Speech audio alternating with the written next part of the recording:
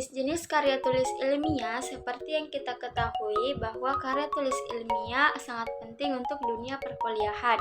Oleh karena itu, yuk kita simak jenis-jenis karya tulis ilmiah berikut ini. Karya tulis ilmiah adalah tulisan atau laporan tertulis yang memaparkan penelitian atau pengkajian suatu masalah dengan memenuhi kaidah dan etika keilmuan yang ada. Ciri-ciri karya tulis ilmiah yang pertama ada teoritis. Teoritis itu mengacu pada teori sebagai landasan berpikir atau kerangka pemikiran dalam pembahasan masalah. Dan yang kedua adalah lugas dan logis. Lugas dan logis itu tidak emosional, bermakna tunggal, tidak menimbulkan interpretasi lain, ataupun disusun berdasarkan urutan yang konsisten.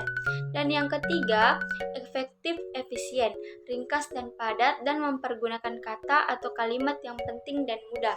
Dan yang keempat, objektif. Berdasarkan fakta, setiap informasi dalam kerangka ilmiah selalu apa adanya dan sebenarnya dan konkret. Dan yang kelima yaitu sistematis, baik dalam penulisan dan pembahasan sesuai dengan prosedur dan sistem yang berlaku. Adapun yang akan kita bahas yaitu jenis-jenis karya tulis ilmiah. Karya tulis ilmiah itu ada 8. Yang pertama, artikel atau jurnal ilmiah, yang kedua makalah, yang ketiga kertas kerja, yang keempat paper, dan yang kelima skripsi, dan adapun yang keenam itu tesis, yang ketujuh itu disertasi, dan yang kedelapan itu artikel ilmiah populer. 8 tersebut, yuk kita simak masing-masing satu persatu. Yang pertama, artikel dan jurnal ilmiah. Dalam istilah jurnalistik, artikel adalah tulisan berisi pendapat subjektif penulisnya tentang suatu masalah atau peristiwa. Dalam konteks ilmiah, artikel adalah karya tulis yang dirancang untuk memuat dalam jurnal atau buku kumpulan artikel yang ditulis dengan tata cara ilmiah dan mengikuti pedoman atau konvensi ilmiah yang telah disepakati. Artikel ilmiah diangkat dari hasil penelitian, pemikiran, dan kajian pustaka atau hasil pengembangan proyek. Adapun sistematika dalam penulisan jurnal ilmiah. Yang pertama adalah judul. Judul tidak boleh memiliki makna ganda, disarankan tidak boleh lebih dari 12 kata. Dan yang kedua, nama penulis tanpa gelar akademik. Dan yang ketiga yaitu ringkasan tulisan, gambaran umum isi artikel. Dan yang keempat yaitu ada kata kunci, 3-5 kata yang menjadi kunci pokok artikel. Adapun yang kelima yaitu pendahuluan. Pendahuluan itu berisi latar belakang dan rumusan singkat ataupun pokok bahasan dan tujuannya. Yang keenam itu ada kerangka teori, dasar teori yang menjadi acuan. Pembahasan yang berisi kupasan analisis, argumentasi, dan komparasi keputusan dan pendirian atas sikap penulis. Dan yang terakhir, adapun penutup, kesimpulan dan saran. Adapun jenis karya ilmiah yang kedua yaitu makalah. Makalah adalah karya tulis ilmiah yang menyajikan suatu masalah yang pembahasannya berdasarkan data di lapangan yang bersifat empiris dan objektif. Makalah biasanya disajikan dalam sebuah seminar atau dipresentasikan di kelas ataupun tugas perkuliahan. Dapat diartikan juga sebagai karya ilmiah mahasiswa mengenai suatu topik tertentu yang tercakup dalam ruang lingkup suatu perkuliahan. Adapun sistematika penulisan makalah yaitu yang pertama cover, kata pengantar, dan daftar isi. Dan yang kedua itu ada pendahuluan.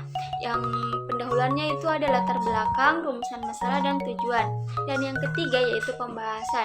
Bahas tuntas masalah yang ada di pendahuluan. Dan yang terakhir adapun penutup, kesimpulan dan saran, dan disertai juga daftar pustaka beserta lampirannya. Dan adapun yang ketiga yaitu kertas kerja, work paper atau kertas kerja pada prinsipnya sama dengan makalah, namun dibuat dengan analisis lebih dalam dan tajam dan dipresentasikan pada seminar atau lokakarya yang biasanya dihadiri oleh ilmuwan. Kertas kerja itu biasa menjadi acuan untuk tujuan tertentu dan bisa diterima atau dimentahkan oleh forum ilmiah.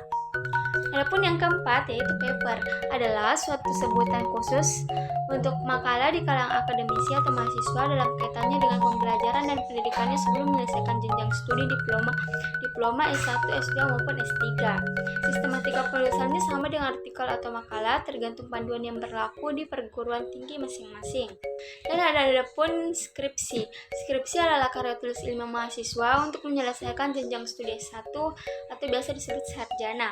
Skripsi berisi tujuan sistematis yang mengumpulkan pendapat penulis berdasarkan pendapat teori orang lain. Pendapat yang diajukan harus diajukan oleh data dan fakta empiris sampai objektif, baik berdasarkan penelitian langsung, observasi lapangan, atau percobaan di laboratorium. Dan juga diperlukan sumbangan material berupa temuan baru dalam segi tata kerja, dalil-dalil atau hukum tertentu tentang salah satu aspek atau lebih di bidang spesialisasinya. Adapun tesis, kita akan bahas tesis, yaitu tesis adalah karya tulis ilmiah mahasiswa yang menyelesaikan jenjang studi S2 atau biasa dikatakan pasca sarjana, yang sifatnya lebih mendalam dibandingkan dengan skripsi. Tesis mengungkapkan pengetahuan baru yang diperoleh dari penelitiannya sendiri. Adapun jenis karya tulis ilmiah yaitu disertasi. Disertasi adalah karya tulis ilmiah mahasiswa untuk menyelesaikan jenjang studi S3 untuk meraih gelar dokter yang mengemukakan suatu dalil yang dapat dibuktikan oleh penulis berdasarkan data dan fakta yang lebih valid. Dengan analisis yang terinci, disertai ini berisi suatu pertemuan penulis sendiri yang berupa temuan orisinal. Yang terakhir yaitu artikel ilmiah populer, yaitu artikel ilmiah yang ditulis dengan gaya bahasa populer ataupun biasa dikatakan bahasa media atau bahasa jurnalistik untuk dimuat di media massa ataupun surat kabar, majalah, dan tabloid. Berbeda dengan artikel ilmiah. Artikel ilmiah populer tidak terkait secara ketat dengan aturan penulisan ilmiah. Artikel ilmiah ditulis lebih bersifat secara umum untuk konsumsi publik. Dinamakan ilmiah populer karena ditulis bukan untuk keperluan akademik, tetapi untuk dikomunikasikan kepada publik melalui media massa. Artikel ilmiah populer biasa hasil penelitian ilmiah namun disajikan dengan lebih ringkas dan lugas. Biasa pula dibuat berdasarkan berpikir deduktif ataupun induktif atau gabungan keduanya yang bisa dibungkus dengan opini penulis. Tak jarang artikel ilmiah populer ini disebut juga sebagai opini ilmiah.